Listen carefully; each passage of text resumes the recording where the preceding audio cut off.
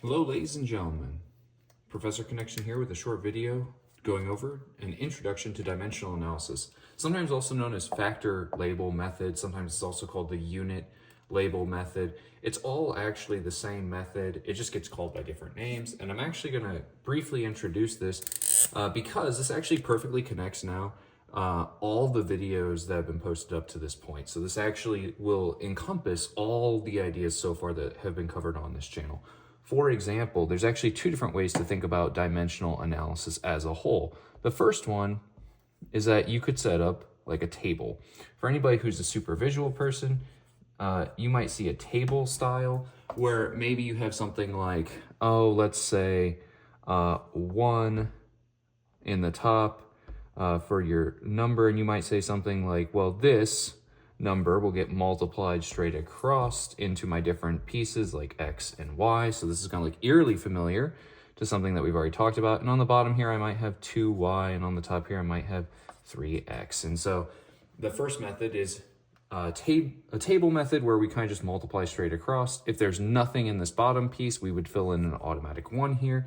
So like even if this number was like 16, well, 16 is a whole number, so we put it over 1. That's using a table where we still multiply straight across just like our fractions.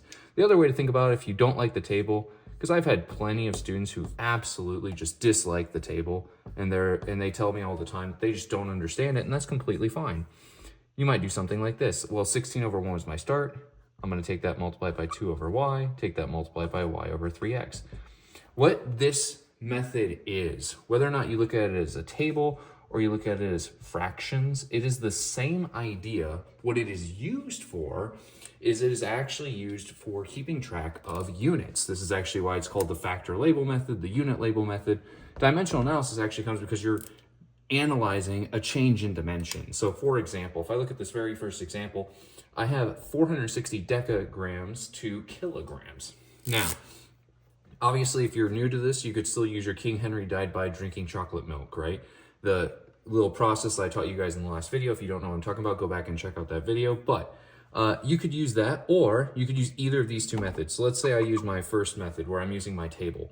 So if I set up my table, I'm going to say 460 decagrams over 1. I should probably give myself just a little bit more space. So 460 decagrams over 1. I know that there are 100 decagrams in 1 kilogram. Again, if you don't know that, that's okay. Refer back to your King Henry died by drinking chocolate milk. This is just an example for you. And then what I can do is I can actually use my table method to actually analyze this real quick. Now, some of you might be saying, well, this seems harder than what is needed. Well, for this first example, it might seem a little harder, but there's always going to be examples where they're more complex, like in chemistry or in physics, where dimensional analysis is actually going to come in a lot more handy. Now, if I do this using my fraction method, I might say, okay, so I have 460, I still have decagrams, so I'm going to say DAG over 1, and I'm going to still multiply that by 1 over 100 kilograms over decagrams. This one I'm actually going to show out a little bit more work for you guys real quick. If I multiply these, I get 460 decagrams times kilograms over 100 decagrams. This is actually why my decagrams cancel and why 460 divided by this ends up coming out to the same answer of 4.6. So it does come out to the same exact answer. 4.6 is my answer. So 4.6 kilograms. Now, where this method is extremely useful is if you are doing multiple conversions all in the same run. So again, I'm doing kind of a more basic example here, but 36 feet per hour to inches per second. So I can say 36 feet. Now, if I say per hour, it's per every 1 hour, right? We do this all the time whenever you're running distances inside of different sports or anything like that. So now I need to think, okay, if I need to go from feet to inches, well, I know that there are 12 inches per 1 foot. Now, I'm sure you guys are like, how in the world did you know to put feet on bottom, inches on top? How in the world did that happen? So there's two different ways to think about it. One is, if something's on top and on bottom, you could cancel it. That's the easy way that, in my opinion. The other method that I've actually helped students come up with in the past is you always put what you want whenever you multiply it, you put what you want over what you have. If you multiply by what you want over what you have, a lot of times this will help you stay organized, right? I want inches, I have feet, so I'm gonna multiply by 12 inches over 1 foot. That's my conversion, and I'm gonna take this and multiply it. So when I do that, I will still multiply straight across. Now I still need to go from hours to seconds. So here comes the hard part. Let's see, there's 60 times 60, so there should be 3,600 seconds in 1 hour. You can always check my math on that if you would like.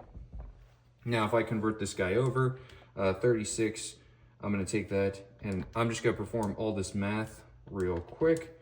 And I'm gonna get 0.12 inch per second. Okay, so now that might sound kind of odd, right? What in the world? Well, I have way more seconds than I do hours, so that's going to increase, or that's actually going to probably decrease more than just increasing this by a factor of 12, because this is decreasing by a factor of 1,000, like 3,600. So I could do the same exact thing with my multiplication method. Again, if the table method makes no sense to you, you could always say, well, I have 36 feet over 1 hour. And it's the same setup, but some students just really find this a little bit easier because they can say what I want over what I have. Now it's just a fraction. I know how to multiply fractions because I just recovered it. I'm gonna still do the same thing here. Again, I put what I want over what I have, or sorry. Yes, but this time since it's on bottom, what I want is on bottom. So what I want, what I have, because it's on bottom, I actually need to flip them. So this want over have only works if what you're trying to cancel is on top. Otherwise, you have to flip it. So want over have was a way that I help students use this in a class like chemistry whenever we do something called stoichiometry. So there we go. You actually still get the same exact answer. So just a couple heads up for you guys. That way, if you are actually looking at this and going, when in the world am I ever going to use this? Well, in physics, we can use this just like we did in the second example where we can convert between different compound units and labels. That's actually a really useful place to use it. In mathematics, we could use it in just multiplying several different types of fractions together. And in chemistry, we actually use it in this concept known as stoichiometry. And for anybody who's like, oh gosh, I hated chemistry. Stoichiometry is going to be the other kind of big subject where that is actually used.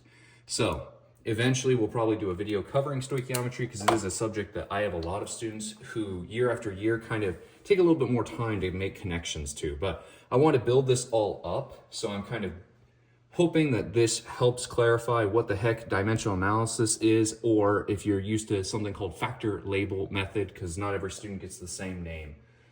So thank you for your time. I hope you enjoyed the video. If you do, make sure to leave a like and share the video with somebody who you know, and I will see you in the next video.